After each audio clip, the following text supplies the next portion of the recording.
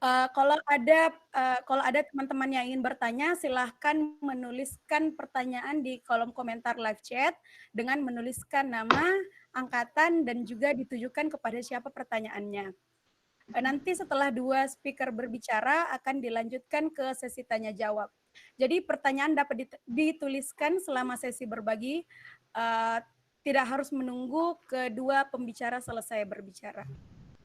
Baik, kita langsung saja persilahkan untuk speaker yang pertama, yaitu Dina Ariani Salim, untuk berbagi kepada kita semua mengenai pengalamannya. Silahkan Dina, langsung saja ke Dina. Iya. Oke Kak, sebelumnya kedengaran nih Kak suaraku, jelas Ji? Iya, jelas.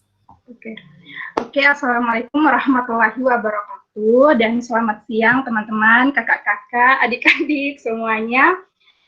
Sebelumnya terima kasih banyak Ikatan Alumni Psikologi Unhas yang sudah meminta saya untuk sharing terkait pengalaman selama kurang lebih setahun ini bekerja.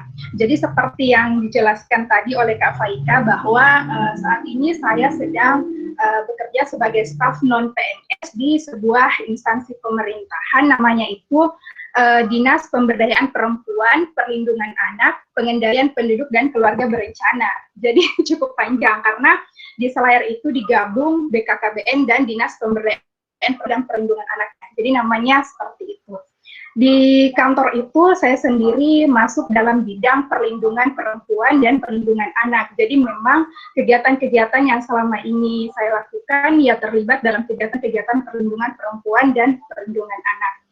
Mungkin sebelumnya supaya teman-teman ada gambaran awal terkait kegiatan-kegiatan saya, ada video yang saya buat. Saya tidak menemukan lagi foto-foto secara formalnya, jadi saya ambil dari story-story saya di Instagram.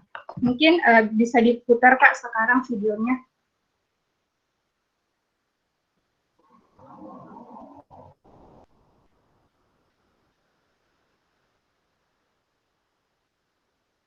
Oke, bentar ya.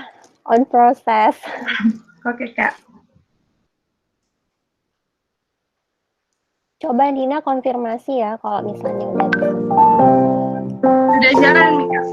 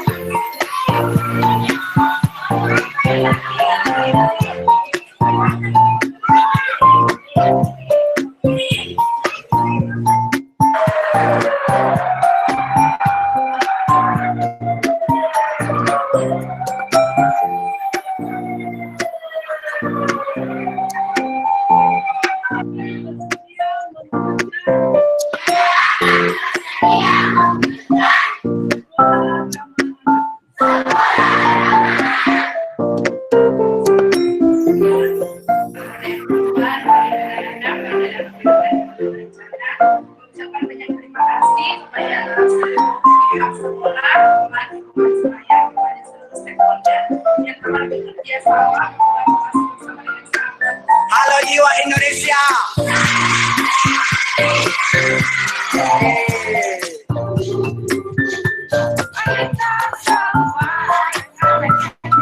Yang bersinar terang Indonesia di mana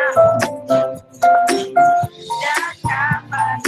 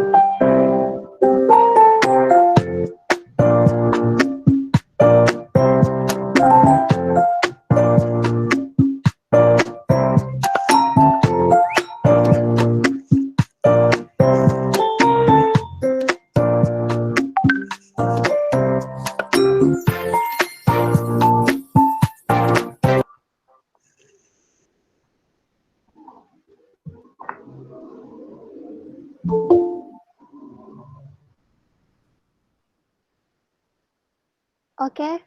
Oke, ya. Ya, jadi tadi itu video singkat saja terkait perjalanan saya selama bekerja di Perlindungan Perempuan dan Perlindungan Anak Kabupaten Kepulauan Selayar. Nah, itu kan tiga itu perlindungan perempuan, perlindungan anak, dan P2 TP2A. Mungkin teman-teman sudah pernah ada yang dengar P2 TP2A itu. Jadi kalau di Selayar sendiri, dia masih nyampol di bidang itu. Padahal kan harusnya itu dia sudah menjadi lembaga independen. Jadi kalau ditanya kegiatan-kegiatan apa saja seperti yang ada di video tadi, ya selama bergabung di situ, saya terlibat dalam pembuatan kebijakan terkait upaya perlindungan anak, seperti misalnya peraturan-peraturan bupati terkait upaya perlindungan anak, dan sekarang ini sebenarnya lagi diusahakan untuk dibuat peraturan daerahnya bersama anggota DPRD. Cuman karena harusnya tahun ini sudah jalan, tapi karena lagi corona jadi kayaknya tertunda. Terus selain terlibat dalam pembuatan beberapa kebijakan, saya juga di situ mendampingi Forum Anak Kabupaten Kepulauan Selayar. Jadi mendampingi mereka di sini sebenarnya seperti mendampingi himpunan sih, yang mereka punya proyek apa dan segala macam, termasuk di video tadi saya sempat mendampingi mereka ke Hari Anak Nasional tahun 2019, dan kebetulan waktu itu tuan rumahnya ada di Makassar. Jadi dari mendampingi mereka, saya akhirnya punya pengalaman, bisa lihat langsung Kak Seto, terus bisa lihat langsung waktu itu Menteri Pemberdayaan Perempuan dan Perlindungan Anak, waktu itu masih Mama Yohana ya kalau tidak salah. Terus mendengarkan langsung anak-anak Indonesia melakukan deklarasi suara mereka secara langsung, itu pengalaman yang luar biasa sih menurut saya. Terus selain itu selama bekerja di kantor itu, saya juga sama tim teman-teman selalu melakukan pendampingan kasus yang terjadi pada anak. Contoh-contoh kasusnya itu ya seperti misalnya kasus-kasus pelecehan seksual, kasus-kasus pemerkosaan, kasus-kasus kekerasan dalam rumah tangga, anak-anak yang menggunakan narkoba dan segala macamnya. Pendampingannya kita lakukan ke korban dan juga ke pelaku misalnya pelaku pemerkosaan yang masih dalam rentang usia anak. Jadi karena itu juga saya akhirnya punya pengalaman untuk jalan-jalan ke rutan, bertemu dengan anak-anak yang mungkin statusnya sudah narapidana. Terus ketemu dengan anak-anak yang menjadi korban pelecehan seksual, pemerkosaan, yang akhirnya mereka saat ini masih bisa terus untuk melanjutkan sekolahnya meskipun dengan pengalaman itu.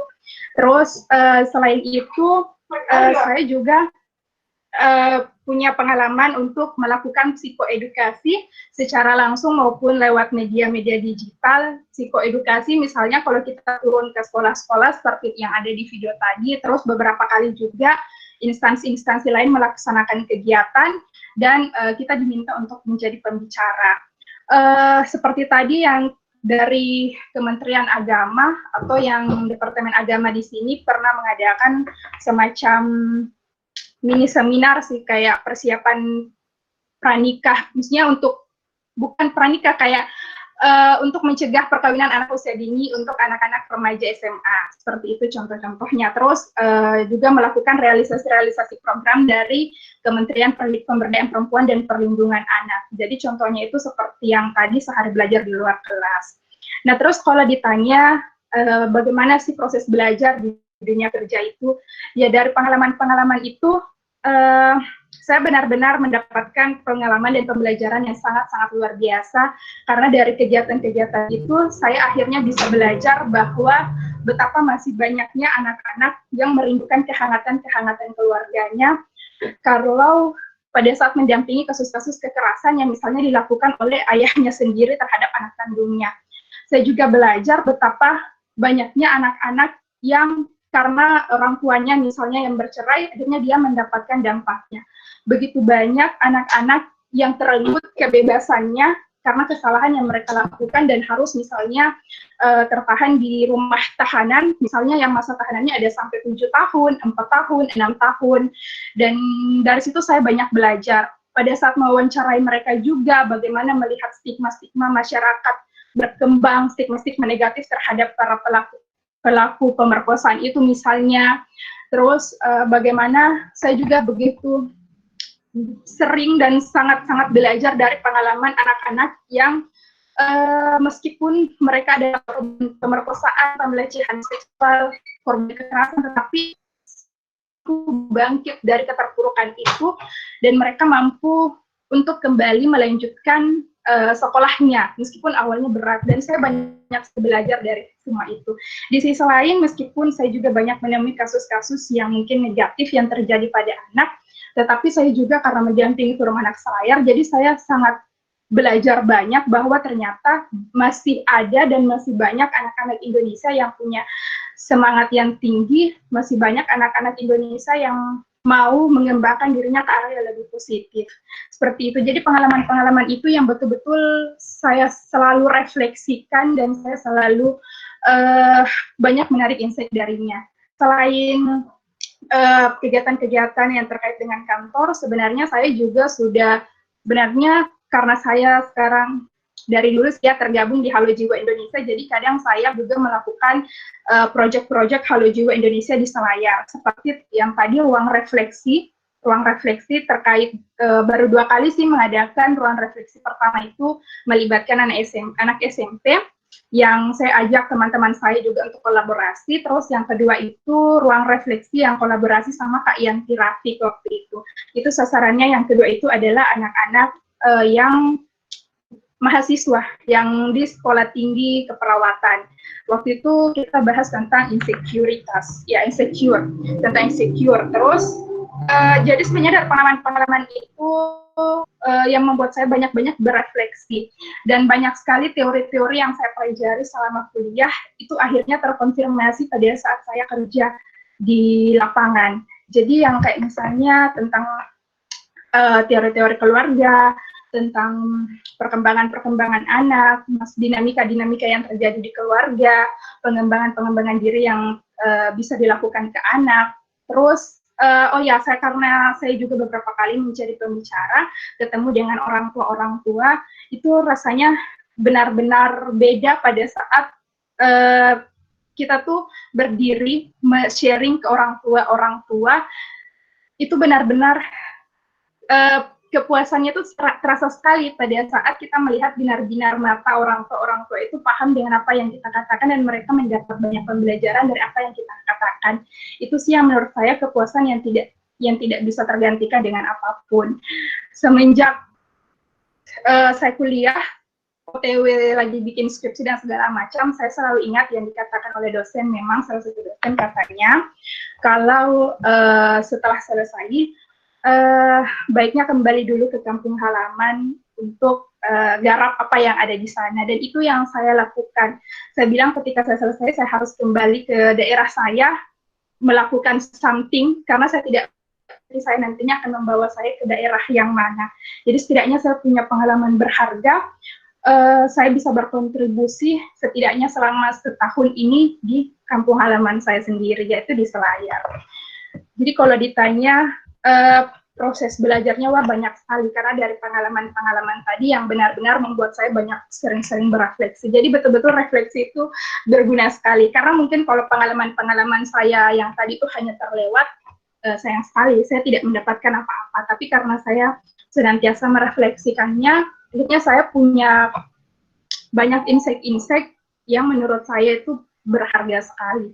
Seperti yang saya katakan tadi, tantangan selama di dunia kerja ya mungkin memang beberapa orang kita tidak bisa memaksakan ya, setiap orang punya sudut pandang yang berbeda. Sebenarnya itu sih tantangannya, bahkan orang psikologi pun punya pandangan yang berbeda. Tetapi yaitu cara mengatasinya yaitu kita saling menghargai saja, apalagi kerja di instansi yang sifatnya struktural, kita punya atasan, kita bawahan, kita harus bisa menghargai itu.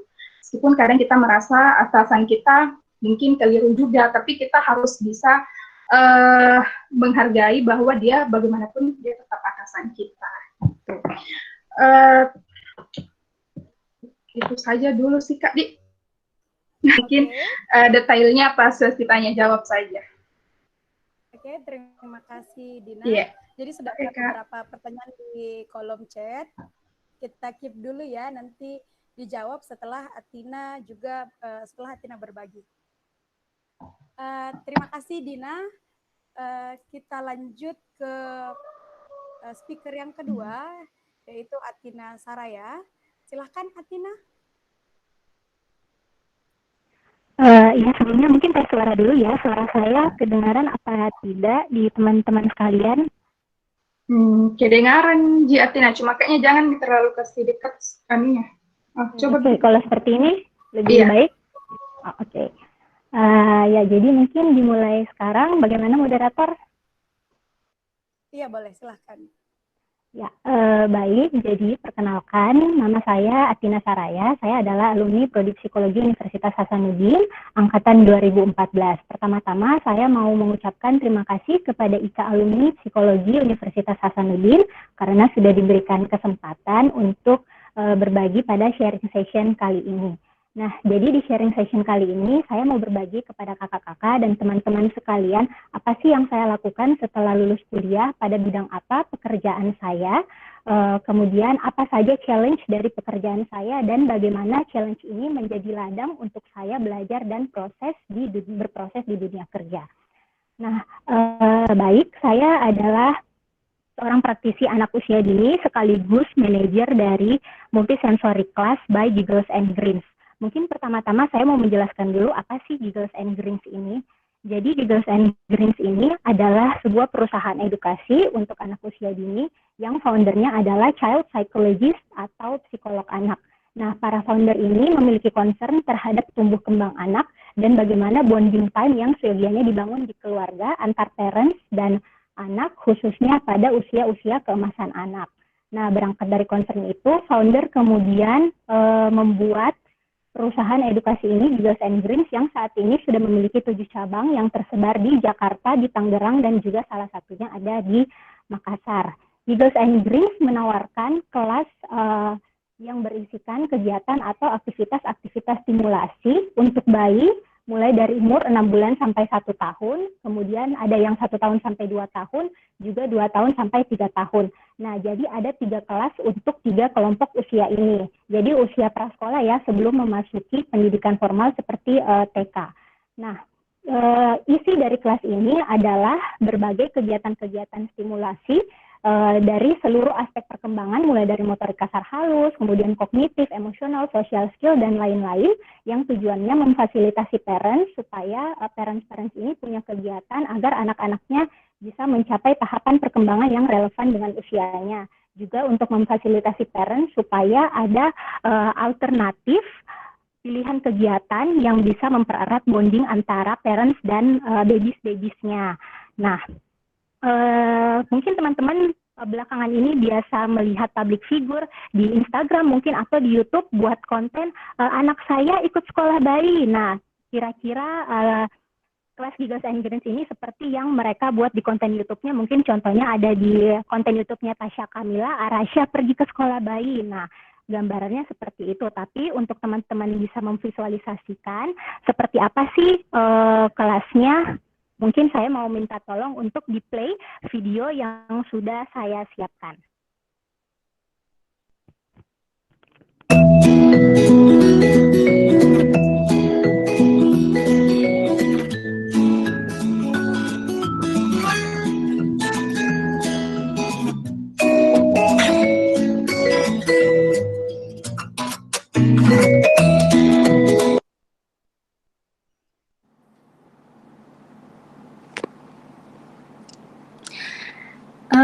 Ya, jadi mungkin videonya sudah dilihat ya, kurang lebih gambaran kelasnya seperti itu. Oh iya, sekarang saya sedang lepas headset karena ada komentar dari beberapa teman katanya mic-nya ada masalah. Apakah sekarang suaranya kedengaran?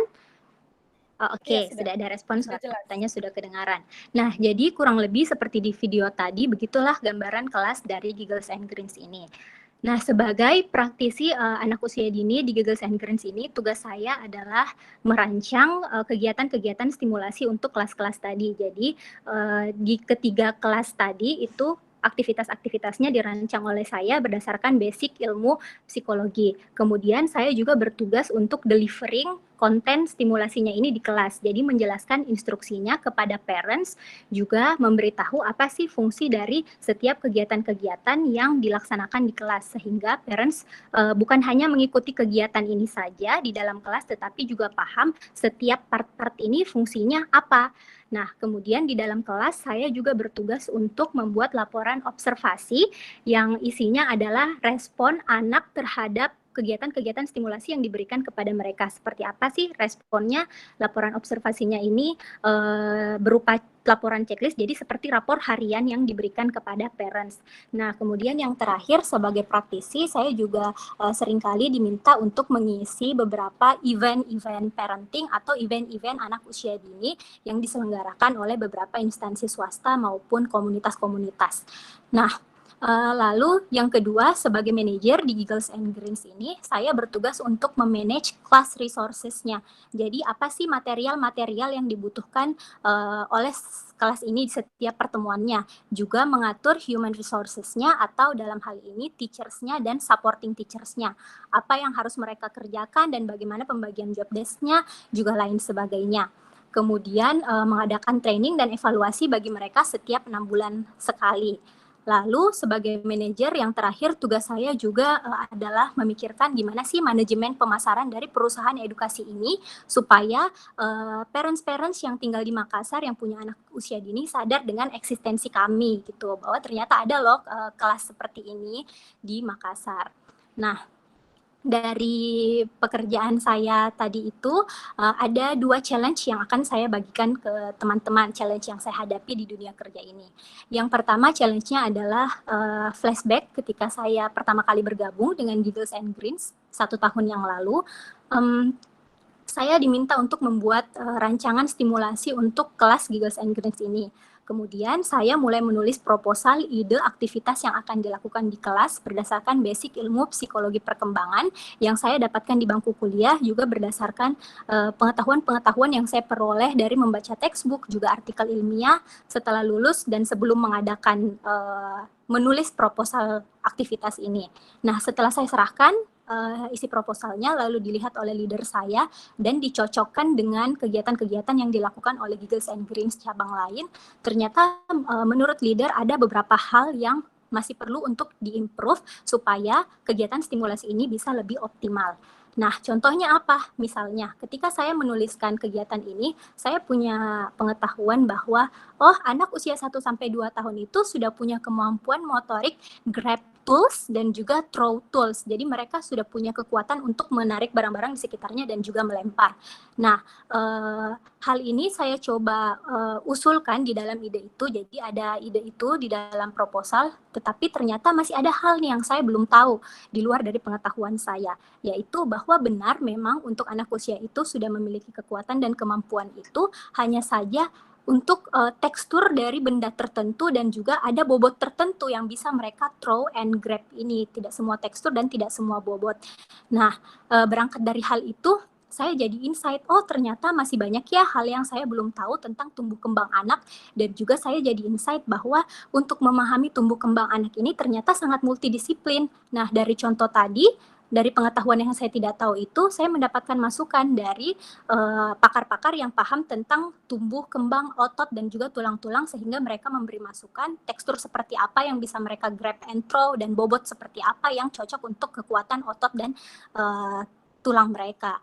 Nah, dari situ saya kemudian merefleksikan diri bahwa saya ini masih perlu banyak belajar ya, ternyata gimana ya caranya supaya saya bisa belajar.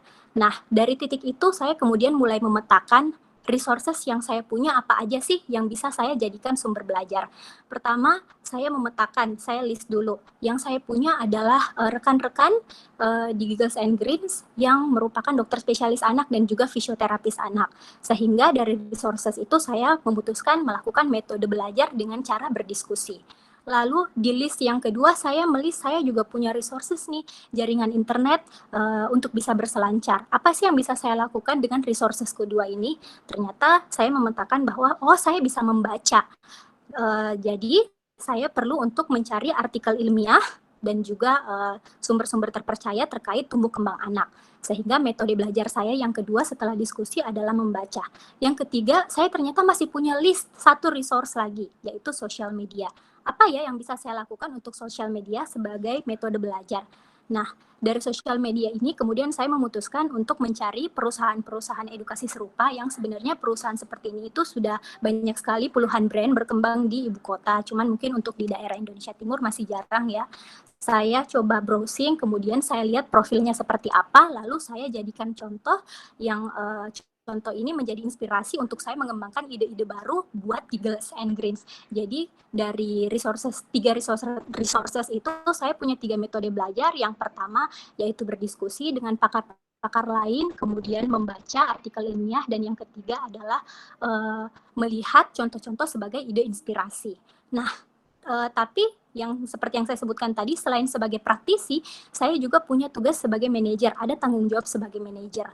Nah, sebagai manajer, tanggung jawab saya adalah memikirkan pemasarannya gimana sih supaya Giggles and Grins ini eksistensinya diketahui oleh parents-parents yang punya anak-anak usia dini, khususnya yang berdomisili di Makassar. Nah, saya selalu ditekankan untuk membuat kegiatan yang parents-nya ini bisa merasakan manfaatnya. Dan itu diukur dari seberapa banyak customer yang repeat di kita. Jadi karena sistemnya Giggles and Grins ini bukan sekolah, tetapi beli kelasnya ini per pertemuan, semakin banyak customer yang repeat, yang purchase lagi, maka berarti customer itu bisa merasakan manfaat dari kita sehingga dia mau membeli kelas itu lagi. Nah, jadi untuk bisa punya repeat customer, ada segudang trial dan error yang saya lakukan ketika merancang aktivitas dan juga ketika membuat iklan, supaya saya bisa mempertahankan angka repeat customer-nya Giggles and Grins ini. Nah, jadi ternyata ada pengetahuan bisnisnya juga yang saya belum punya dulu, tetapi dengan metode trial and error ini, saya kemudian jadi punya nih pengetahuannya dan skillnya sedikit-sedikit yang tentunya sampai sekarang pun masih harus belajar dan masih harus dikembangkan. Nah, jadi dari challenge pertama yang dari tadi saya ceritakan, saya menyimpulkan bahwa ketika kita bisa memetakan resources yang kita punya, kita juga bisa tahu dari resources ini, kita bisa kembangkan menjadi metode belajar apa saja sih yang tujuannya supaya kita bisa memperoleh pengetahuan baru, bisa update knowledge, dan juga bisa update skill-skill yang baru, khususnya di dunia kerja. Nah, kemudian challenge yang kedua yang saya dapatkan di Giggles and Grins ini, jadi kalau misalnya setelah kelas, itu biasanya parents-nya tidak langsung pulang. Biasanya masih tinggal di kelas untuk ganti popok, atau misalnya kasih makan dulu, atau tunggu penjemput. Nah, di momen-momen seperti itu, biasanya parents ini sering curhat ke saya.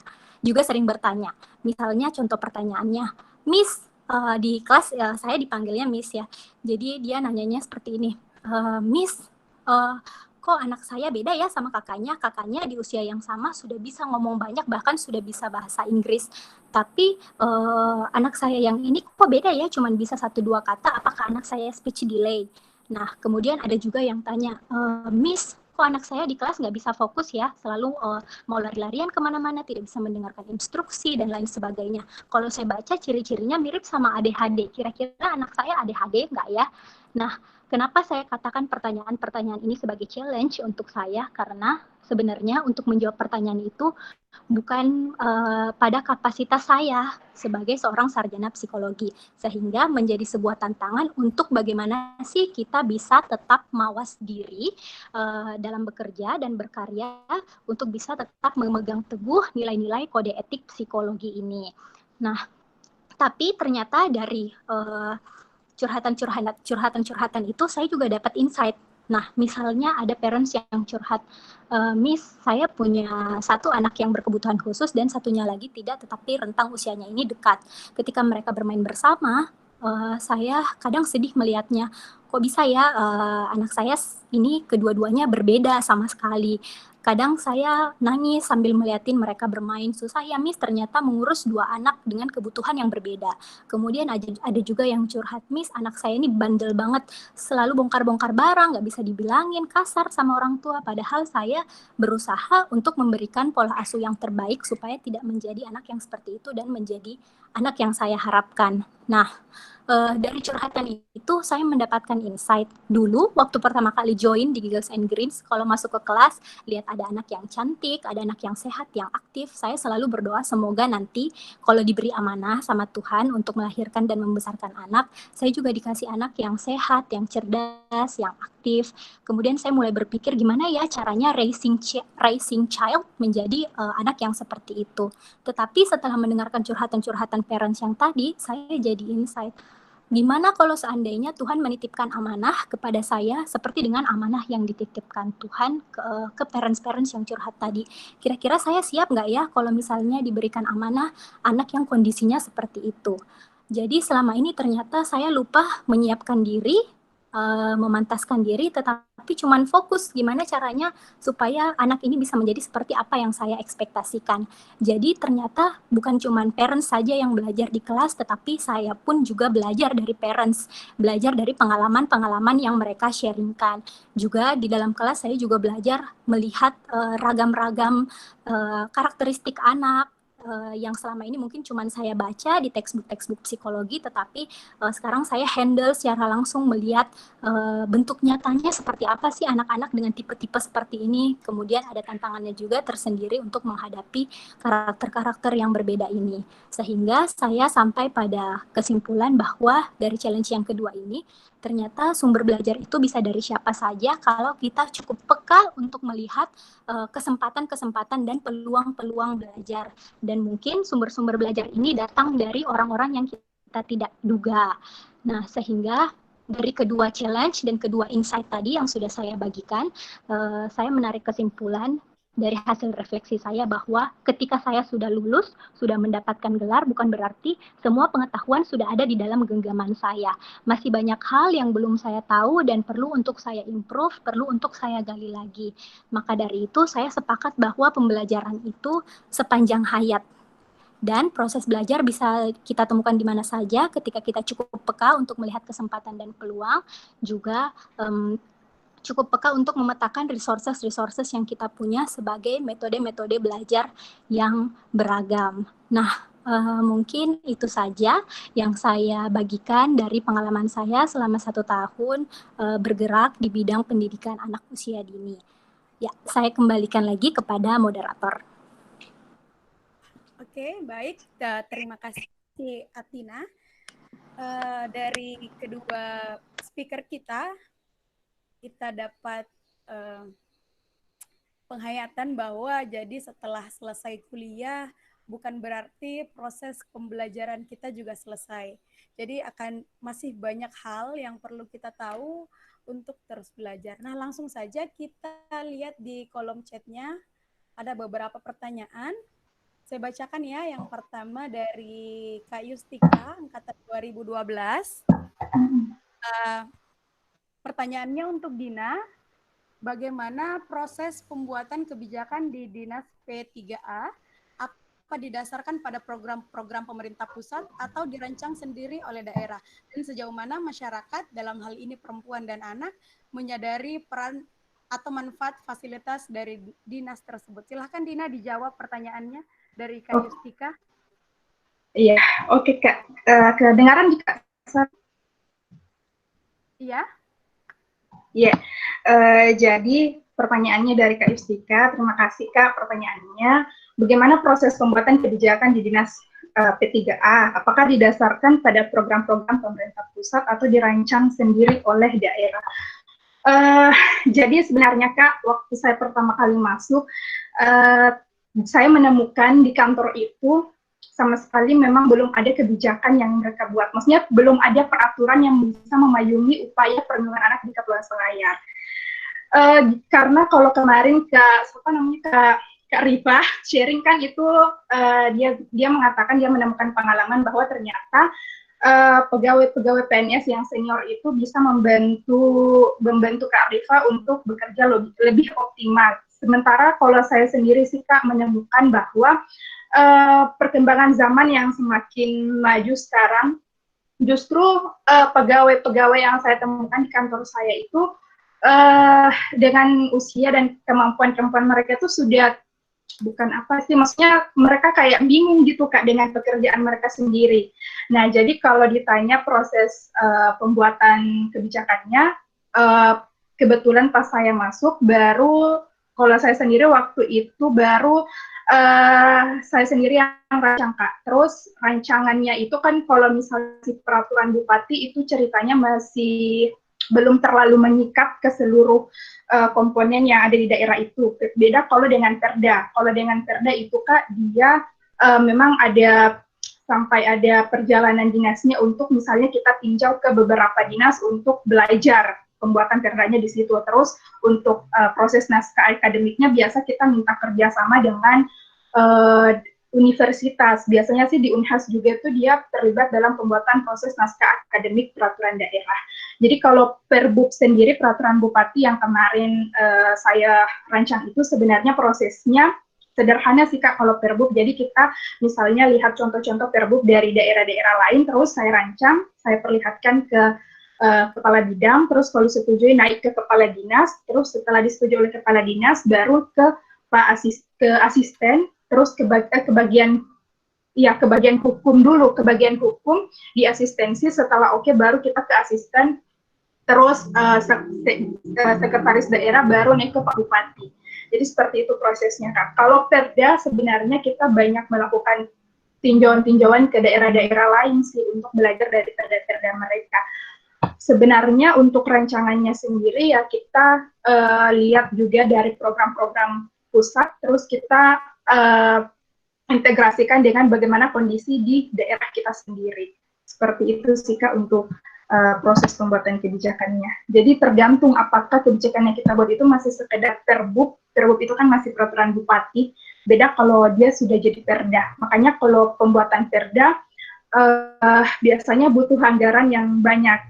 Seperti itu, lebih butuh anggaran banyak. Kalau Perbub bicara anggaran tidak ada sih Kak. Yang penting rancangannya ada, disetujui oleh beberapa pejabat yang berwenang, yaitu sudah bisa berlaku.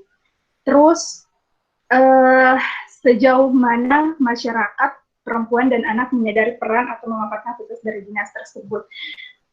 Sebenarnya berbicara sejauh mana sih menurut saya belum terlalu optimal sih Kak kalau di daerah saya sendiri di Selayar, karena kadang apalagi kan di kantor itu kan mereka punya stigma bahwa untuk misalnya kayak kasus-kasus pemerkosaan, kasus-kasus pelecehan itu kan biasanya jadi hal yang mungkin tabu untuk dilaporkan atau diceritakan, atau mungkin biasanya malu-malu lah atau apa.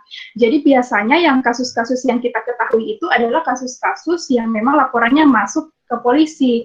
Nah, jadi kita itu juga bekerja bukan hanya dari dinasku saja, dari DP3 AP2KB bukan, tapi kita kerjasama dengan Peksos, pekerja sosial dari dinas sosial, terus dari kepolisian juga, di situ unit PPA.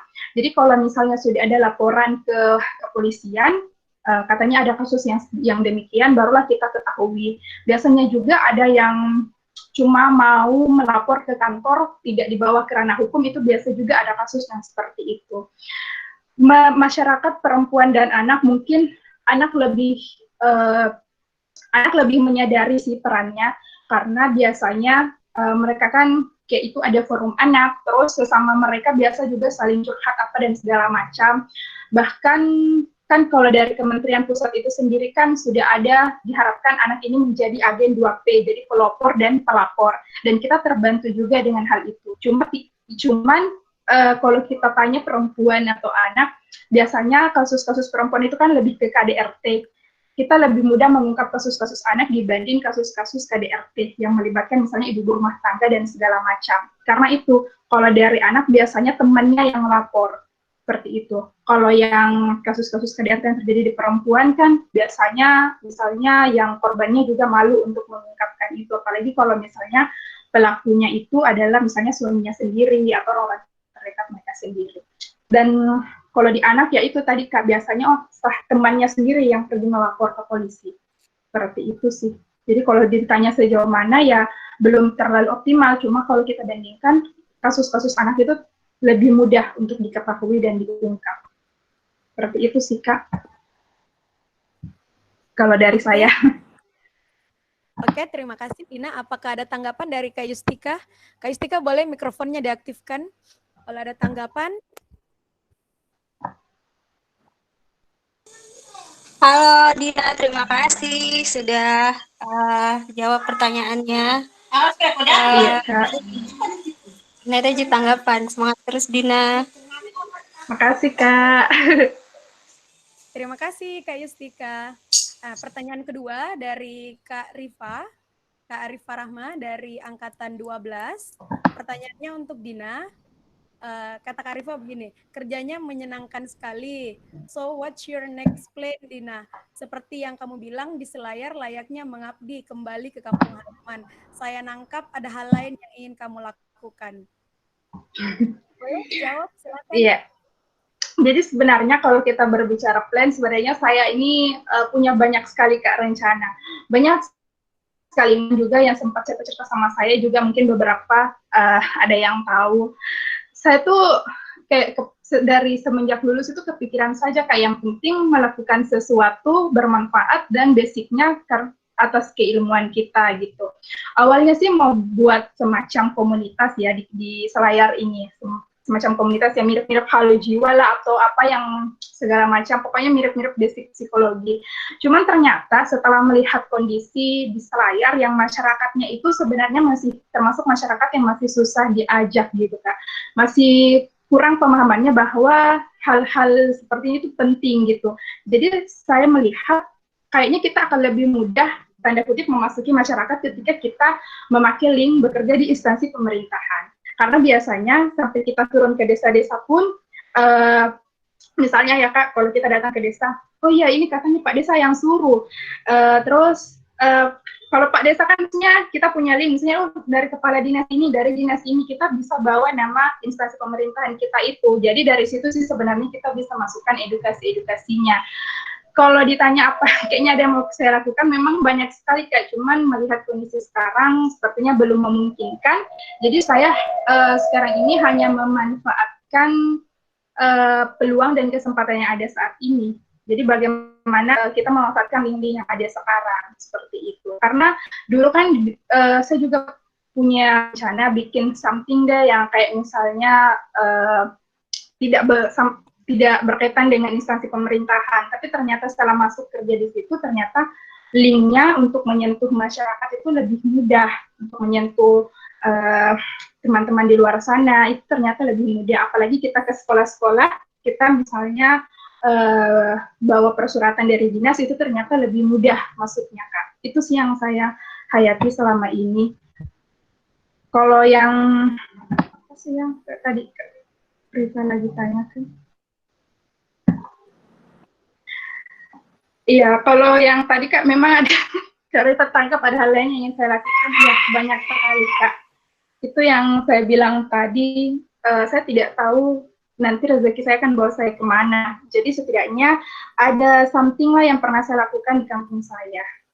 Kalaupun memang saya pada akhirnya akan menetap di sini, mungkin itu sudah jalan dari fitrah saya Kak. Seperti itu. Itu sih mungkin Kak Faika. Oke, terima kasih Dina. Kak Rifa juga bertanya untuk Atina. Saya bacakan dulu ya pertanyaannya. Untuk Tina kayaknya melakukan banyak hal ya, praktisi tapi manajemen juga seru.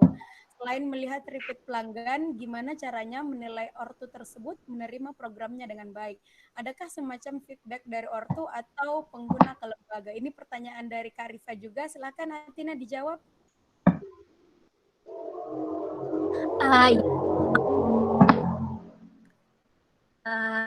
Memang ya untuk karena memang kegiatan ini dikemas dalam sebuah bisnis, maka sangat penting untuk kita mempertahankan repeat customer tetapi juga tetap gain customer baru. Nah, untuk menilai bagaimana sih caranya supaya saya tahu bahwa customer ini puas dan merasa kegiatan yang diberikan ini bermanfaat. Sebenarnya saya sedikit mengadopsi hal yang biasanya dilakukan di kelas sebelum perkuliahan, yaitu berbagi harap. Nah, juga meminta bagaimana feedback-nya dari parents-parents yang ikut kegiatan ini. Jadi untuk Giggles and Greens memang itu kita punya adminnya ini mengatur urusan pendaftaran, jadi mereka yang menerima chat-chat dari parents-parents yang ingin mendaftar. Nah, di admin ini kita sudah menyiapkan format feedback setelah kelas. Jadi setiap kelas itu kita memang menyarankan parents untuk tidak membawa telepon genggam ke dalam kelas guna supaya mereka bisa lebih fokus pada kegiatan-kegiatan yang kita lakukan. Sehingga untuk kegiatan dokumentasi, kebutuhan dokumentasi itu nanti kita kirimkan setelah kelas. Jadi kita hadirkan foto juga di dalam kelas ketika kegiatan berlangsung. Nah, pada saat selesai kelas, membagikan laporan observasi yang terciptakan, kita juga mengirimkan link foto-foto dokumentasi yang sekaligus juga mengirimkan format untuk diisi oleh parents yang isinya adalah feedback dari kegiatan kita dan apa masukan dari parents serta apa harapan-harapannya. Nah, jadi dari feedback itu kita juga bisa tahu seberapa bermanfaat bagi parents penghayatannya kegiatan yang kita ini kelas yang kita conduct ini. Nah, kemudian juga dari feedback itu muncul lagi berkembang lagi menjadi ide-ide bisnis yang baru. Nah, ada parents yang minta kegiatannya seru banget. Jadi kita juga butuh nih yang memang cuma fokus ke motorik kasar, mungkin ada aquatic class atau ada baby gym. Nah, dari situ kemudian kita hadirkan lagi kelas-kelas baru. Jadi selain multisensory class juga ada aquatic class, ada athletic class untuk anak usia dini dan juga ada baby yoga. Nah, jadi selain dari melihat angka repeat customer-nya, kita juga lihat feedback yang masuk dari form feedback yang dikirim seperti itu.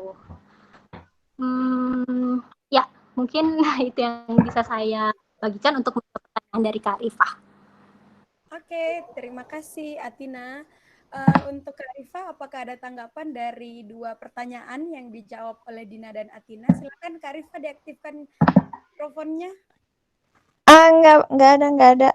Untuk Dina, siapa tahu bisa bergabung jadi PNS. Selamat bergabung. Doakan Kak.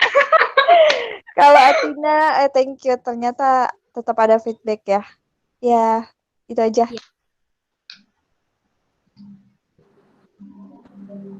Oke. Terima kasih Kak Rifa. Jadi teman-teman bisa bertanya, kita masih punya cukup waktu, banyak waktu untuk sesi tanya jawab. Bisa bertanya lewat chat, bisa juga langsung. Kita jawab dulu yang ada di chat ya. Pertanyaan selanjutnya yaitu dari Uga, angkatan 2014. Pertanyaannya untuk Dina dan Atina. Adakah pengalaman kalian merasa lelah dan menyerah dengan apa yang kalian kerjakan di kantor kalian? Bagaimana cara kalian untuk mengatasi kondisi itu? Terima kasih.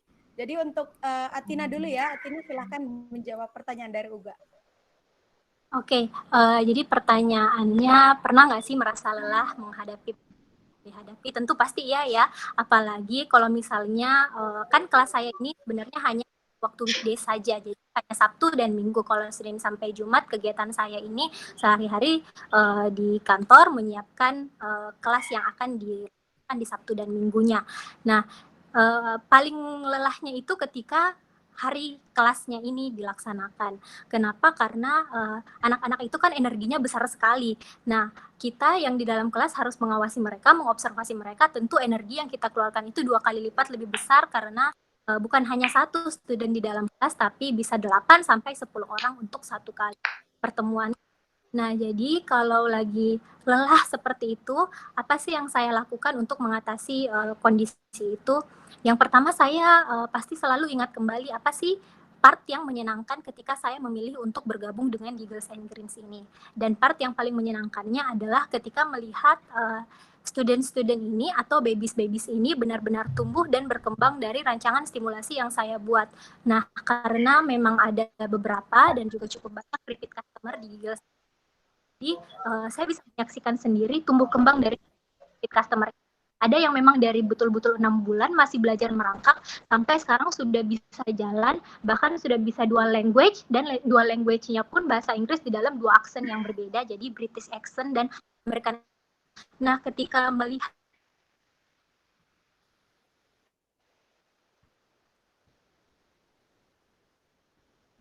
ada loh kontribusinya dan bisa saya langsung. Jadi ketika lelah, apa sih yang membuat saya bertahan dan apa sih yang membuat saya merasa senang ada di tempat ini. Seperti itu. Oke, terima kasih Atina. Untuk Dina silahkan dijawab. Iya, oke Kak. Jadi terima kasih Kakak Uga pertanyaannya.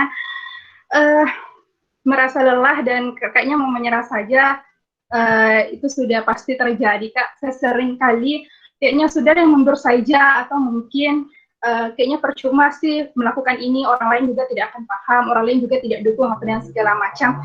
Itu sering sekali terjadi. Tapi yang bikin saya akhirnya bangkit terus bertahan lagi yaitu melihat anak-anak dengan penuh harapan, yang kayak misalnya kalau saya mendampingi kasus kasus misalnya kayak pemerkosaan, pelecehan seksual, Kak, itu lihat mereka korbannya sampai menangis-menangis, orang tuanya menangis-menangis, minta bantuan ke kita, punya harapan yang besar ke kita, rasanya itu bisa kembali membangkitkan energi saya untuk tetap bertahan di pekerjaan ini. Karena terus melihat bagaimana misalnya para anak-anak yang sudah dalam masa tahanannya di rumah tahanan itu, saya juga kan beberapa kali berkunjung ke sana, melihat mereka cerita terus juga dengan penuh harapan. Kayak rasanya itu sedih sekali gitu kalau harus meninggalkan itu semua. Jadi itu semua sih yang akhirnya bikin kita bertahan terus. Biasa juga yang kayak seperti yang saya bilang tadi, di kantor itu saya melihat justru pegawai-pegawai PNS-nya itu kayak sudah sulit gitu Kak mengerjakan yang harusnya menjadi job desk mereka. Jadi mereka juga sering mengatakan, dia bilang, "Wih, kalau nggak ada Dina bagaimana Mi ini?" Jadi saya kayak merasa seperti itu Kak, kayak biasa mau menyerah, lelah, tapi ternyata dengan adanya hal seperti itu tuh saya dibutuhkan, kita dibutuhkan, terus melihat anak-anak yang misalnya juga yang forum anak, yang biasa juga sekali-sekali, Kak Dina mau bikin ini kayak apa di energi-energi dari situ sih Kak sebenarnya yang akhirnya bikin kita bertahan, apalagi misalnya pada saat kan selama pendampingan juga, sampai akhirnya punya pengalaman ikut proses sidang Kak. Jadi pada saat melihat misalnya korban dan keluarganya memberikan kesaksian sampai nangis-nangis gitu karena pelakunya tidak mau mengakui perbuatannya, itu justru memberi energi yang besar untuk saya untuk tetap mendampingi mereka. Jadi itu sih Kak alasan yang akhirnya bikin bertahan di pekerjaan ini. Mungkin itu Kak. Oke. Terima kasih Dina. Untuk Uga, apakah ada tanggapan? Boleh mikrofonnya diaktifkan. Dari Kak, jelas. Terima kasih Dina, Tina. Iya, Kakak Uga. Selanjutnya ada pertanyaan dari, dari Ilham Syah, angkatan 2012. Oh, Kak Ilo, boleh bertanya langsung biar lebih komunikatif, Kak Tina. Oh ya, silakan langsung Kak Ilo. Silakan diaktifkan mikrofon dan videonya untuk bertanya langsung. Halo Atina. Gimana kabarmu? Halo Kak Ilo. Bye-bye Jika. Oke. Yang ingin saya tanyakan, saat ini kan saya lihat beberapa bisnis atau bisnis pendidikan yang PAUD itu mereka mengambil segmentasi pasar di level middle up. Nah, menurut Atina, seberapa besar respon masyarakat terhadap bisnis PAUD ini? Kemudian yang kedua, apakah ada potensi untuk kita bisa membuat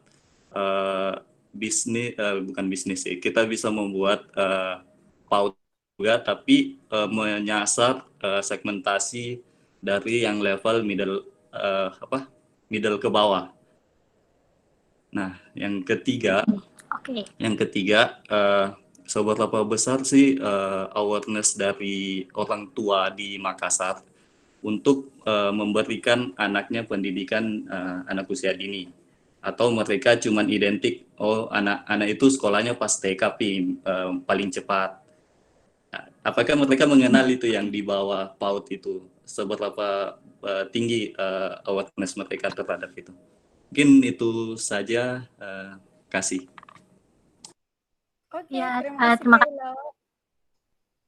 Silakan Atina dijawab pertanyaan dari Kak Ilo. Ya, terima kasih Kak Faika dan terima kasih Kak Ilo atas pertanyaannya. Nah, jadi pertanyaan pertama tadi tentang sebenarnya bisnis pendidikan anak usia dini, salah satunya seperti yang saya jalankan ini, bukan saya jalankan sih, karena saya cuma bekerja di perusahaan orang lain, itu menyasar ke kelas middle up. Iya memang benar, karena kalau misalnya kita melihat price-nya, memang price ini target marketnya adalah parents-parents yang kelas sosialnya ini adalah middle up. Nah, parents-parents yang kelasnya middle up ini, saya rasa mereka memang adalah orang-orang yang paling sesuai sama target market dari Giggles and Grins ini. Kenapa? Karena mereka-mereka ini adalah mereka-mereka yang pasti melek teknologi. Nah, mereka-mereka yang melek teknologi ini cenderung lebih bisa memanfaatkan teknologinya ini dalam mendapatkan update-update knowledge. Nah, jadi mereka-mereka ini mungkin yang main Instagram, mereka-mereka ini yang sering main Twitter dan lain sebagainya. Nah, jadi apalagi usia-usia parents yang saat ini punya anak-anak usia dini sebelum usia prasekolah, khususnya usia bayi 6 bulan sampai 3 tahun ini yang kurang lebih itu seumuran sama saya atau paling banter itu 4 tahun lebih tua dari saya, tapi ada juga sih yang juga di atas dari rentang usia itu. Nah, mereka-mereka ini karena melek teknologi, jadi tentunya sering banget dapat info-info, edukasi-edukasi, apalagi sekarang ada banyak sekali akun-akun sosial media terkait psikologi anak usia dini, atau juga banyak tentang edukasi-edukasi parenting, sehingga mereka punya pengetahuan dan punya knowledge bahwa anak-anak itu sekarang ternyata belajar itu sejak dari dalam kandungan ya. Makanya juga sekarang ada banyak sekali endorsement produk-produk seperti baby headphone ketika sedang dalam kandungan, itu isinya untuk menstimulasi janin di dalam kandungan. Juga ada banyak sekali permainan-permainan sensori yang dijual yang sasarannya adalah anak-anak usia dini ini. Sehingga dari produk-produk itu bisa disimpulkan bahwa produk ini bisa ada karena memang ada marketnya. Dan marketnya ini adalah mereka yang middle up karena mereka melek teknologi sehingga punya pengetahuannya itu lebih dalam, khususnya tentang anak-anak usia dini. Nah, sehingga kalau melihat dari responnya, mungkin saya rasa mereka-mereka ini nggak mikir dua kali untuk mendaftar di Giggles and Grins. Sudah tidak ada lagi pertanyaan, ini kegiatannya apa ya, terus manfaatnya apa ya buat saya. Hanya dengan melihat profil Instagram kami, ketika menghubungi WA itu memang betul-betul sudah langsung mendaftar, sudah tidak ada pertanyaan lagi. Mungkin karena kelas-kelas seperti ini juga sudah banyak mereka lihat dari Instastory atau dari konten-konten YouTube public figure, artis-artis, selebgram, karena sebenarnya perusahaan edukasi seperti Giggles and Grins ini brandnya sudah banyak sekali, khususnya di Jakarta. Nah, kemudian yang kedua mungkin nggak ya kelas-kelas seperti ini atau edukasi-edukasi bisnis seperti ini dikenakan bagi target market yang kelasnya middle low. Berdasarkan dari penghayatan saya sebenarnya kelas-kelas seperti ini karena memang isinya adalah kegiatan stimulasi yang menyasar seluruh aspek tahap perkembangan anak, maka ada banyak sekali resources yang dibutuhkan di dalam kelas. Tentunya kita juga harus memikirkan misalnya salah satunya semua barang-barang yang ada di dalam kelas ini ketika bermain diusahakan semuanya ini edible. Karena kita multisensory based yang artinya memanfaatkan seluruh panca indera, terutama indera peraba sebagai media untuk kita memberikan stimulus. Nah, untuk kelas resources-nya ini cukup memakan banyak biaya. Contohnya seperti tadi, karena yang kita bahan-bahan sensor semuanya harus edible, dan edible-nya bukan cuma sekedar food grade, tetapi food grade untuk anak usia dini. Sehingga karena istilahnya mungkin modalnya ya, karena modalnya mahal, sehingga ketika dijual kembali ke dalam purchasing kelas ini, harganya juga menjadi tinggi. Nah, mungkin bisa sih kita melakukan kegiatan seperti ini, mengemas di dalam sebuah bentuk bisnis yang target marketnya, sasarannya berbeda, yang kelas middle low, tetapi mungkin akalnya adalah dengan mengurangi kegiatannya mungkin tidak sekomplit yang ada di Giggles and Greens, sehingga material resources kelasnya juga bisa didapatkan yang tidak terlalu pricey gitu. Nah, kemudian tadi yang ketiga pertanyaannya apa ya, mungkin bisa dibantu oleh moderator. Pertanyaan ketiga itu mengenai awareness orang tua tentang sekolah anak. Oh ya, awareness orang tua tentang sekolah anak. Nah, mungkin ini ada kaitannya sama yang tadi saya jawab di poin pertama, bahwa orang tua sekarang itu lebih milenial ya, jadi lebih melek teknologi sehingga lebih mudah mengakses informasi-informasi atau hal-hal terkait parenting, keluarga, dan juga perkembangan anak. Sehingga mereka sebenarnya juga sudah paham bahwa anak-anak ini mereka belajar sejak dari dalam kandungan, dan mereka bisa terus bertumbuh dan berkembang sesuai yang relevan sesuai dengan usianya ketika mereka selalu diberikan stimulus. Cuman mungkin mereka masih bingung stimulus seperti apa yang bisa saya berikan ketika di rumah. Jadi kelas-kelas seperti ini sangat menarik atensi mereka dan juga membuat mereka memilih kegiatan-kegiatan ini menjadi kegiatan rutin bagi anak-anaknya, karena ada manfaat yang bisa didapatkan. Manfaat ini mereka tahu dari informasi-informasi misalnya sosial media, utamanya dari endorse ya, karena kalau saya lihat di Jakarta brand-brand yang serupa dengan Giggles and Greens ini sendiri, termasuk Giggles and Greens ini ketika dipasarkan oleh selebritis Instagram atau misalnya public figure artis beneran, itu crowd untuk pendaftarannya itu sangat meningkat. Nah, jadi saya rasa untuk kalau target marketnya milenial yang seusia dengan kita atau 3 tahun di atas kita yang memang usianya mereka ini punya anak usia dini, awareness-nya sih sudah jauh lebih tinggi tentang pentingnya pendidikan sebelum usia prasekolah, karena ini juga sebagai terapi sebelum memasuki sekolah yang sebetulnya. Jadi kesiapan menulis, kesiapan bangun pagi, dan lain sebagainya itu ada diselipkan di dalam aktivitas-aktivitas stimulasi kita. Seperti itu sih. Oh iya, menambah sebenarnya juga parents ya yang mengikutkan anaknya itu bukan karena atas dasar mereka paham pentingnya pendidikan, tapi karena kepentingan Instastory doang. Nah, jadi banyak juga parents yang akan membawa HP ke kelas karena kepentingan Instastory, mau mengikuti bahwa sekarang bayi juga sudah bisa sekolah. Kayak gitu sih. Jadi banyak juga yang datang ke kita bukan karena mengejar aktivitas stimulasinya, tapi karena mengejar konten Instastory-nya ini. Ya, seperti itu.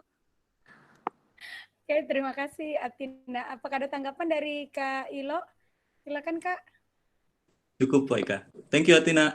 Iya Kak Ilo. Oke, terima kasih Kak Ilo.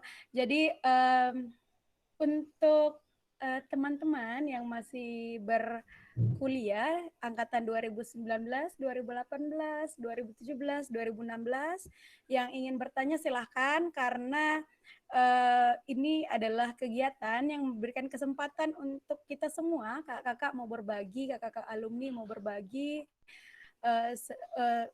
untuk teman-teman semua sebelum terjun ke dunia kerja. Jadi silahkan dari teman-teman yang masih berkuliah yang mau bertanya, silahkan.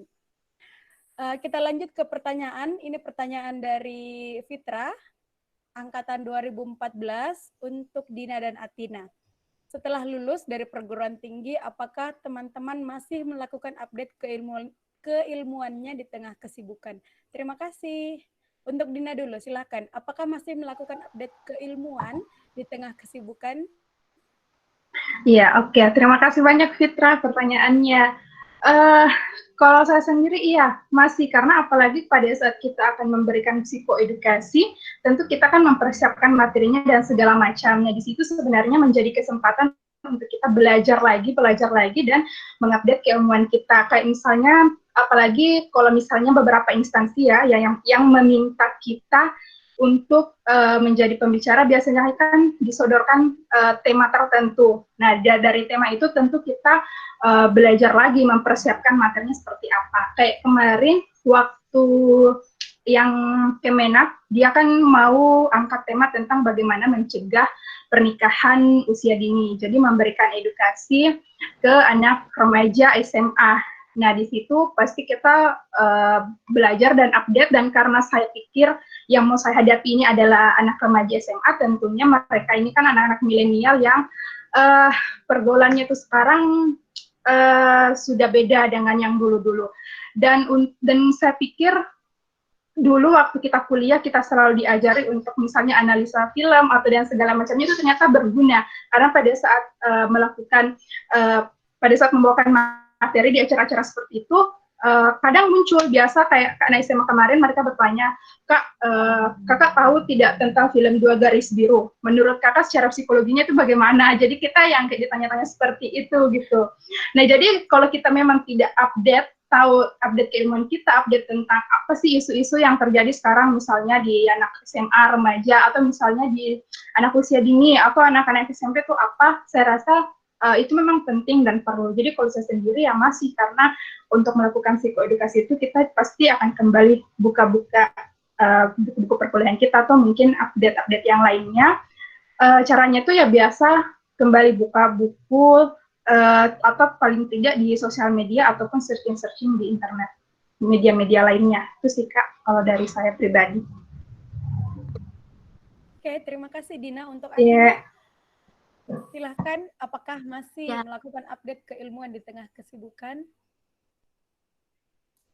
Ya, baik. Jadi jawabannya tentu saja pasti masih, karena untuk bisa menuangkan ide-ide stimulasi ini, saya harus banyak membaca juga tentang ilmu-ilmu terkait perkembangan anak ini. Apalagi karena anak-anak ini selalu berkembang ya seiring pertumbuhan zaman. Jadi mungkin kalau dulu anak-anak banyak bermain bersama teman-teman sebaya dan lain sebagainya, kalau sekarang lebih banyak screen time. Bagaimana saya bisa menyesuaikan dengan kondisi-kondisi sekarang ini? Tentunya itu harus berjalan beriringan dengan pengetahuan terkait perkembangan anak yang juga semakin hari semakin update sesuai dengan kondisi real yang dihadapi di dunia ini.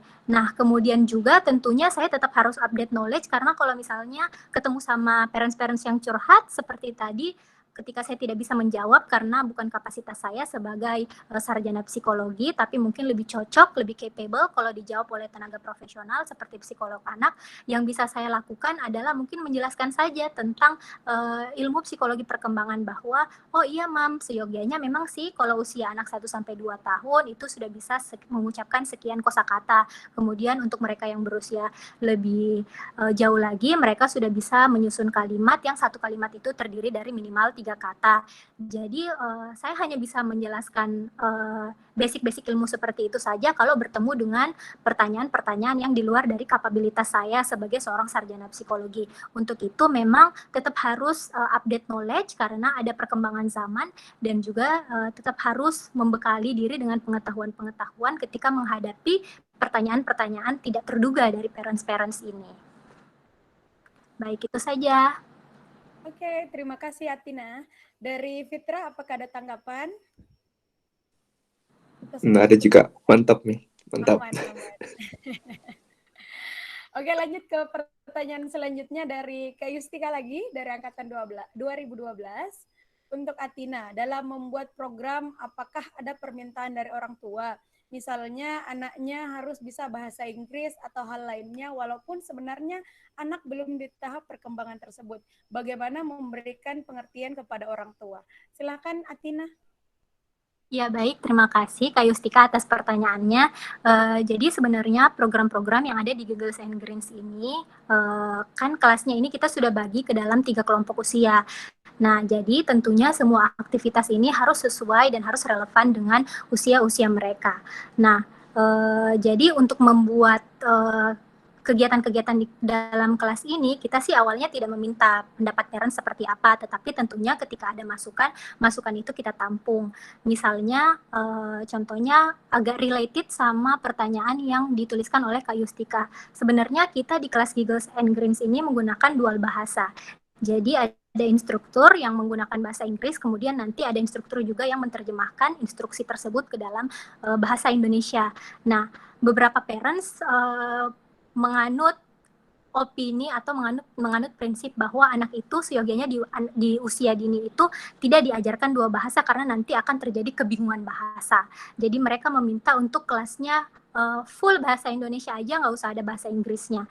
Nah, ketika misalnya kita ada di menerima feedback-feedback seperti itu, ada di posisi seperti itu, yang kita lakukan adalah bagaimana kita bisa menampung saran dari parents bahwa mereka nggak mau nih anaknya nanti terjadi kebingungan bahasa, sehingga kita mungkin mengarahkan parents mengikuti ke kelas-kelas lain yang kelasnya ini menyediakan satu language aja, dan juga akhirnya kelas satu language ini kita adakan karena ada beberapa parents yang meminta seperti itu, tapi ternyata seiring berjalannya waktu, parents-parents yang mengikuti monolanguage kelas ini kembali lagi ke kelas bilingual language karena akhirnya mereka melihat perkembangan dari student-student yang ada di kelas bilingual language seperti apa dan ingin anaknya perkembangannya sama seperti mereka-mereka yang ada di kelas bilingual language-nya ini. Jadi dalam membuat program memang kita hanya menggunakan basic ilmu psikologi, juga meminta pertimbangan dari beberapa pakar terkait tumbuh kembang anak supaya bisa jadi lebih optimal kegiatannya, tetapi juga tidak mengabaikan feedback-feedback dari parents terkait kelas-kelas yang mereka ikuti, seperti itu. Oke, terima kasih Atina. Untuk Kak Yustika ada tanggapan? Kak Yustika ada tanggapan? Nggak ada. Terima kasih, Atina. Ya, Kak. Oke, terima kasih Kak Yustika. Untuk adik-adik mahasiswa boleh mengajukan pertanyaan di kolom komentar, boleh. Mau bertanya langsung juga boleh. Silahkan yang mau perwakilan dari adik-adik mahasiswa. Sambil kita tunggu pertanyaan dari adik-adik mahasiswa, kita jawab pertanyaan dari Kak Yanti angkatan 2012 ke Atina dan Dina. Pertanyaannya menurut saya ya, beberapa tahun ke depan saat Indonesia menghadapi bonus demografi, bakal banyak orang tua muda baru dan anak-anak mereka. Sebagai yang ada di perlindungan anak dan praktisi anak usia dini, apa ya antisipasi-antisipasi yang bisa kita tempuh supaya bisa optimal? Boleh? Ya, Kak. Langsung Dina, silakan. Oh iya. Oke. Ya, terima kasih Kak Yanti pertanyaannya. Kalau ditanya karena kita akan menghadapi yang namanya bonus demografi itu, tunggu dulu, bisa tidak Kak saya samakan frame dulu sama Kak Yanti? Bisa tidak Kak Yanti jelaskan lebih dulu pertanyaannya? Oke, Kak Yanti silakan aktifkan mikrofonnya Kak Yanti. Oke. Memang banyak sekali yang mau diketik. Jadi untuk Dina kan kalau yang saya lihat, kalau yang saya amati toh ke depan ini sampai 2000 berapa puluh gitu bakal menghadapi bonus demografi, which is bakal banyak banget orang tua baru, anak-anak baru, tidak saja menghadapi bonus demografi, nah kebingungan menjadi orang tua misalnya, atau misalnya masalah-masalah di dalam rumah tangga orang tua dan anak itu sudah banyak sekali nih. Bagaimana nanti ketika tiba-tiba bakal banyak gitu orang yang jadi orang tua, punya anak-anak yang usianya sama, dan orang tua juga yang relatif usianya sama karena mungkin usia mereka akan di kita gitu.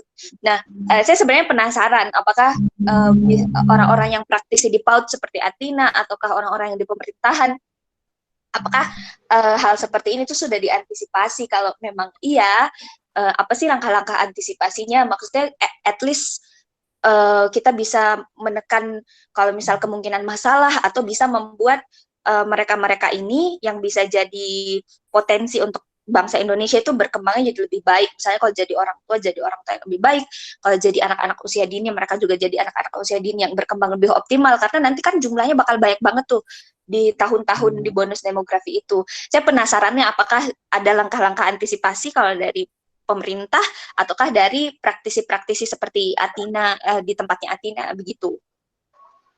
Ke arah situ sih, Dina. Paham. Ya. Oke, silakan dijawab, Dina. Oke, jadi jadi terima kasih banyak Kak Yanti sudah dijelaskan kembali pertanyaannya. Kalau berbicara tentang apa sih langkah-langkah antisipasi pemerintah, ikut KB Kak. Iya, saya serius karena di kantor itu kan kebetulan gabung dengan BKKBN. Jadi memang mereka juga penyuluh-penyuluh KB itu sering melakukan pertemuan-pertemuan dan kebetulan membahas tentang isu-isu bonus demografi ini.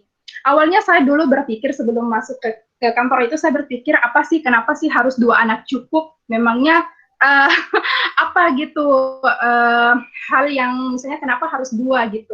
Ternyata dari penjelasan orang BKKBN provinsi itu dimaksudkan karena ketika suatu keluarga hanya melahirkan misalnya 2 anak, itu mereka hanya menggantikan orang tuanya. Jadi tidak ada pertambahan penduduk gitu. Kalau misalnya 2 anak dia cuma menggantikan ayah dan ibunya. Kalau 3 kan ini dia tidak menggantikan siapa-siapa gitu, jadi akan bertambah terus nanti ledakan penduduknya. Nah, itu yang dikhawatirkan. Makanya kalau dari instansi pemerintah sendiri, yaitu yang pertama digalakkan terus edukasi untuk masyarakat mau ikut KB. Dalam arti keluarga berencana di sini bukan hanya misalnya untuk pasangan-pasangan suami istri misalnya menggunakan alat kontrasepsi atau apa dan segala macam, tapi juga pemerintah sudah mulai melakukan misalnya sampai ke anak-anak remaja ada yang disebut dengan forum genre. Jadi itu adalah generasi berencana. Jadi tetap melakukan edukasi-edukasi kepada usia-usia dini, jangan sampai ada yang namanya menikah di usia dini itu. Terus untuk mereka-mereka juga yang mau menikah itu pemerintah sudah sering melakukan edukasi pranikah kalau dari pemerintah pusat sendiri. Cuma mungkin realisasinya yang ke daerah yang belum terlalu optimal. Tapi kalau di kantor sendiri itu sudah dilakukan. Yang namanya keluarga berencana misalnya untuk menikah usia idealnya itu berapa, itu sudah banyak Kak gerakan-gerakannya.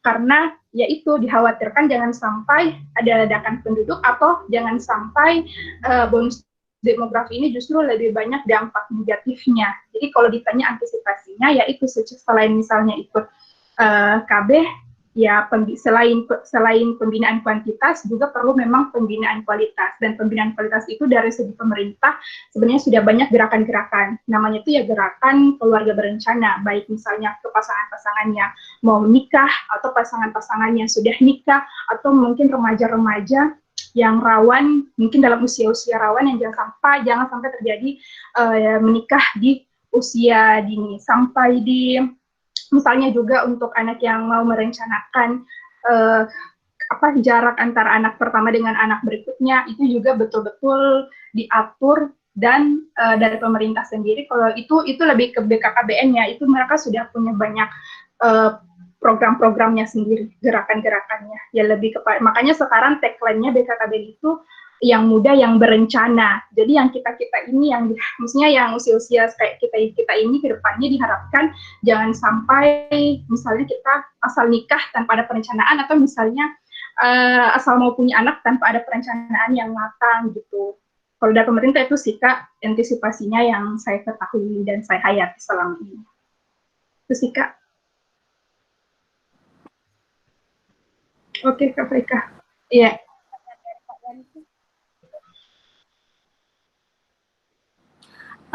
Oke, terima kasih untuk pertanyaannya. Jadi iya ya, memang sebelumnya saya juga sudah pernah membaca terkait bonus demografi ini, bahwa nantinya akan banyak sekali orang tua baru dan akan banyak sekali anak-anak lagi juga yang lahir dari orang tua baru ini. Nah, kalau ditanya apa sih menurut saya sebagai seorang praktisi antisipasinya? Nah, kalau berdasarkan penghayatan saya, sebenarnya setiap hari itu kita pasti akan selalu menemui tantangan-tantangan. Nah, begitu juga dengan mereka-mereka ini, nanti orang tua baru ini, dan juga anak-anak yang lahir dari orang tua baru ini, dari ledakan-ledakan angka pertumbuhan orang tua baru dan juga anak-anak yang dilahirkan dari mereka. Nah, supaya orang tua baru ini dan juga anak-anak yang lahir dari orang tua baru ini bisa menghadapi tantangan yang akan dihadapi ke depannya, maka sangat penting untuk mengenalkan mereka bukan apa tantangan yang akan mereka hadapi, tetapi juga bagaimana caranya supaya mereka bisa menghadapi tantangan itu. Jadi bukan hanya fokus kepada memberitahu apa tantangan yang akan mereka hadapi, tapi apa sih kuncinya supaya kita bisa menghadapi tantangan berikut ini. Nah, tentunya yang bisa kita kembangkan dari dalam diri kita untuk menghadapi tantangan itu adalah memperkuat karakter-karakter dan memperkuat nilai-nilai moral yang ada di dalam diri kita, sehingga kita bisa melihat kesulitan itu bukan sebagai kesulitan tetapi juga sebagai tantangan. Dari situ niscaya kita berkembang bersama, mengembangkan potensi bersama yang ujungnya adalah kebaikan bagi bangsa ini. Jadi kita tidak menyumbang masalah bagi bangsa ini, tetapi menyumbang potensi-potensi diri bagi pembangunan bangsa ini. Nah, kalau sebagai praktisi anak usia dini, saya meyakini bahwa berdasarkan pengetahuan yang saya baca, sebenarnya setiap dari kita ini bisa mengembangkan potensi kita kalau misalnya kita mencapai semua tahapan-tahapan perkembangan kita itu sesuai dengan usia yang relevan dengan tahapan perkembangan kita. Nah, sebagai praktisi anak usia dini, memfasilitasi mereka dengan kegiatan-kegiatan seperti yang saya lakukan, itu bisa membantu mereka untuk mengeksplorasi dunianya ketika mereka sudah memasuki usia sekolah. Nah, jadi fungsinya bukan untuk hanya membuat mereka nanti bisa punya achievement yang baik di sekolah, tetapi lebih kepada bagaimana supaya bekal yang mereka dapatkan ketika terstimulasi dengan baik di usia keemasannya ini, mereka jadi punya kemampuan sendiri untuk bisa berdiri secara independen dan mengeksplorasi dirinya sendiri. Ketika mereka mengeksplorasi dirinya sendiri, tentu mereka tahu apa sih yang bisa saya kembangkan dari diri saya, dan berangkat dari hal itu, jika satu orang bisa mengembangkan potensinya, bisa kita bayangkan kalau semua orang mengembangkan potensinya, kira-kira apa kontribusi yang bisa mereka berikan bagi bangsa.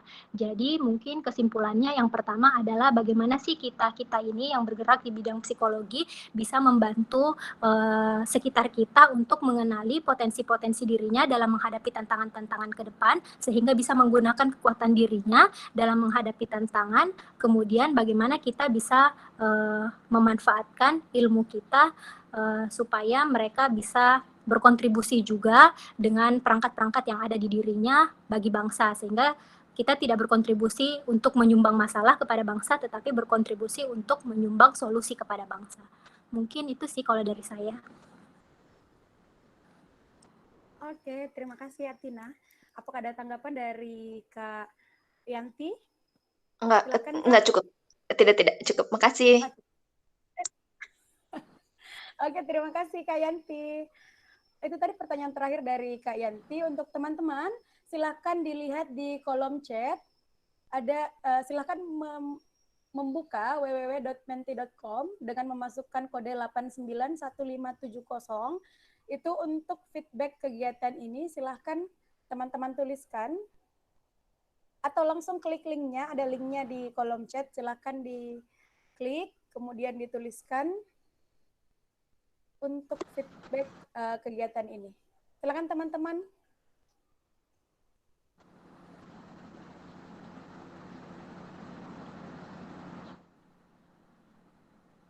Oke.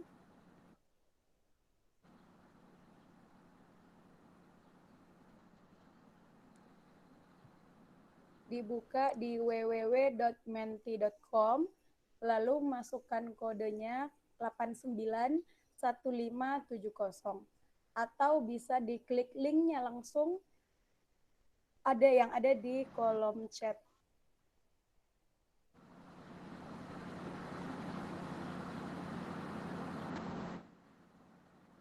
Silahkan.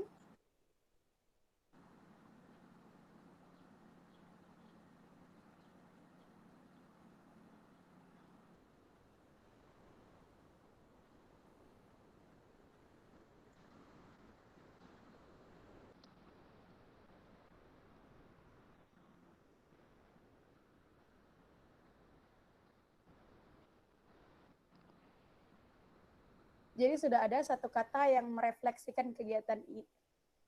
Belum.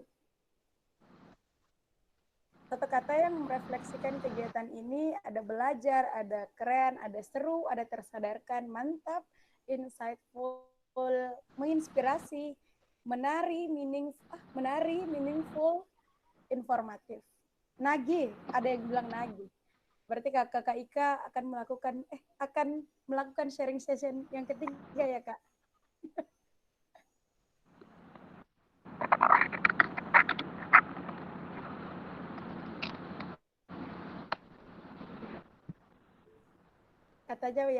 Katanya ada yang menagih. Oke, kalau sudah ada tambahan, ada awareness, ada informatif.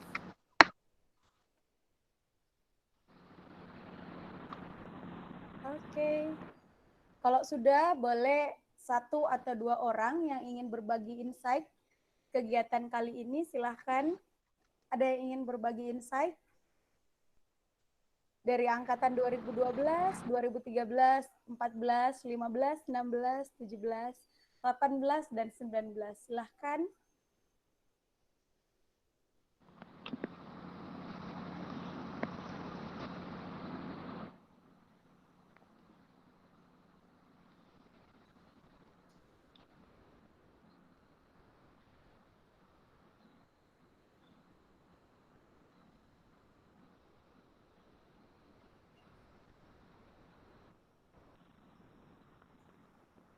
Kak Rifa mau berbagi insight, Kak Rifa?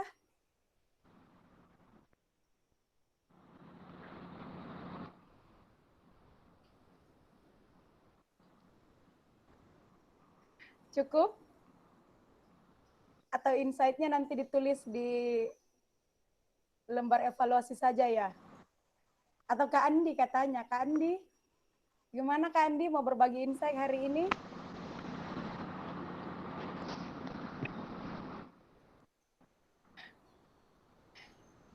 Oke. Oh, Kak Syura mau berbagi info. Silakan Kak Syura. Kak Syura. Iya, terima kasih. Insight-nya pertama sebetulnya yang ingin saya bilang, yang terbesar insight-nya itu adalah setelah kita lulus sebetulnya banyak hal yang bisa dieksplorasi. Nah, itu aja sih, dan itu adalah menjadi poin untuk kita belajar terus-menerus. Terima kasih buat pembicara 2 orang.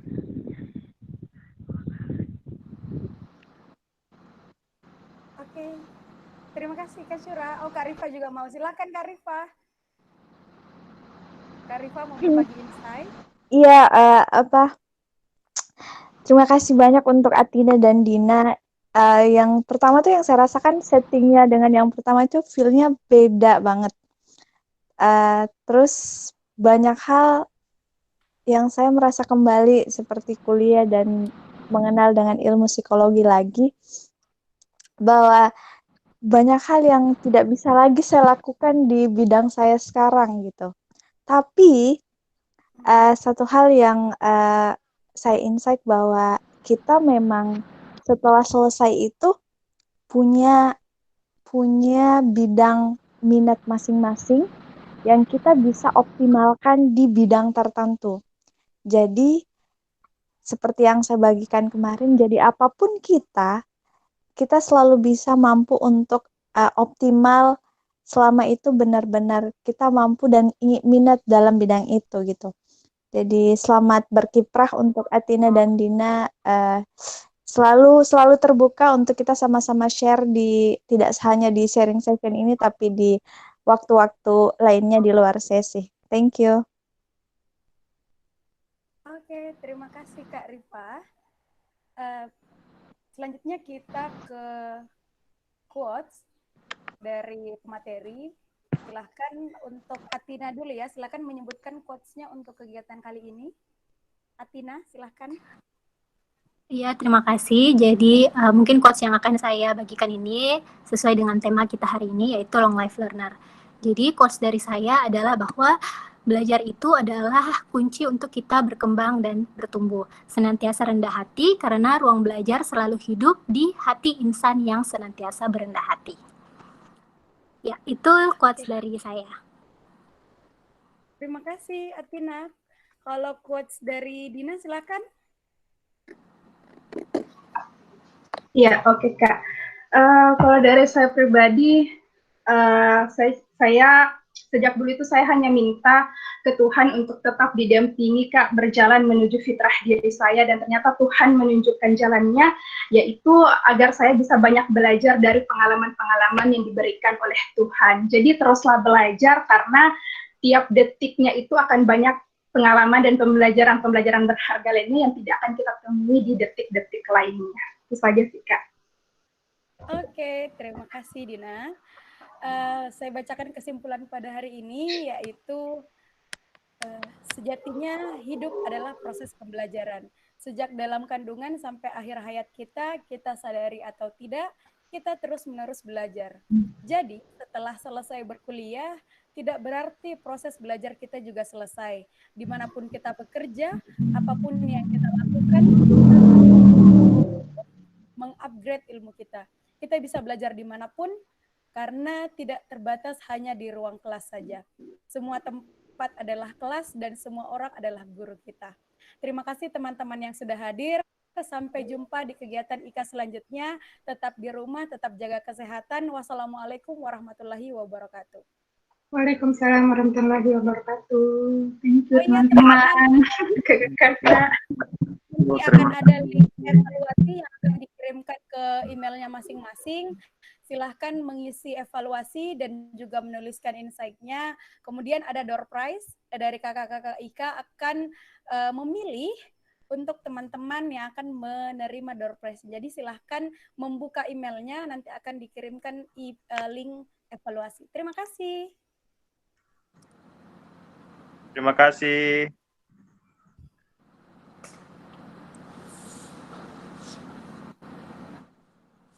Terima kasih.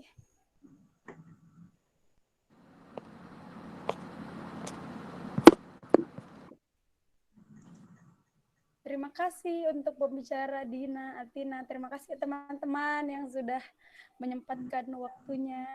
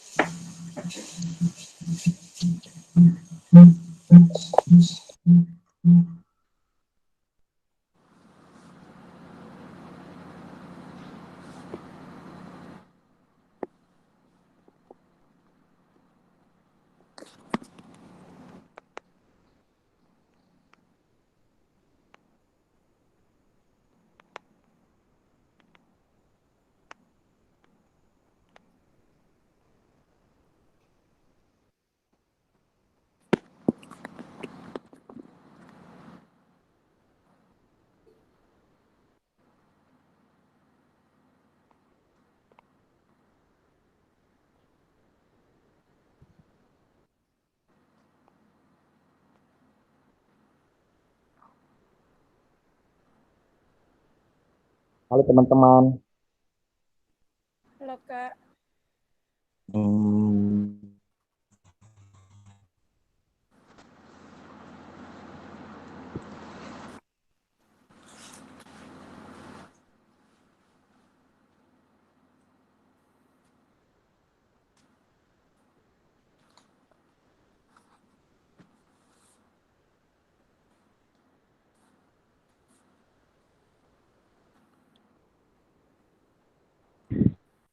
Halo Andi. Halo.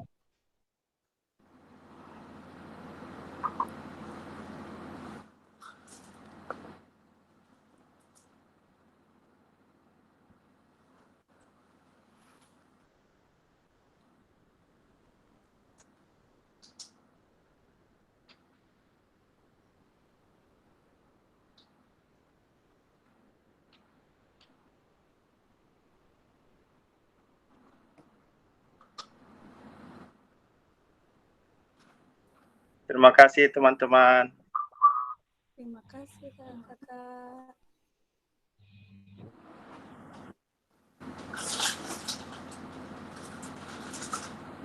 Silakan teman-teman sudah bisa live ya yang lain. Terima kasih sudah bergabung. Sampai jumpa di kegiatan IKA selanjutnya. Nah, live semua Mi. Akhirnya. Mantap tahu ah. Keren.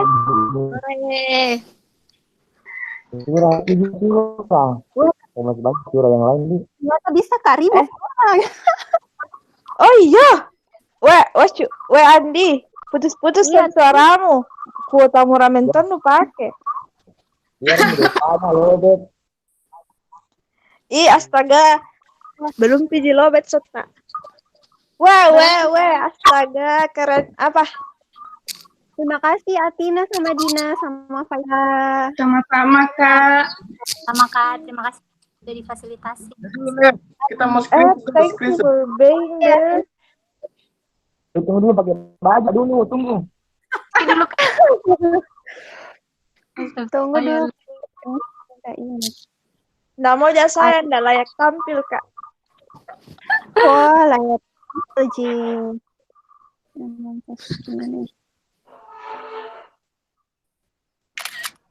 Nggak, yang lain cikun screenshot ini. Bukan yang lain yang tadi ini. Dapat sekali nggak masuk Kak Andi. Mando, narsis gitu anak deh. Jomblo tapi. Kamu sama Jui. Ada nih calon jodohnya tuh Kak. Apa? Yang ikut kau Dek.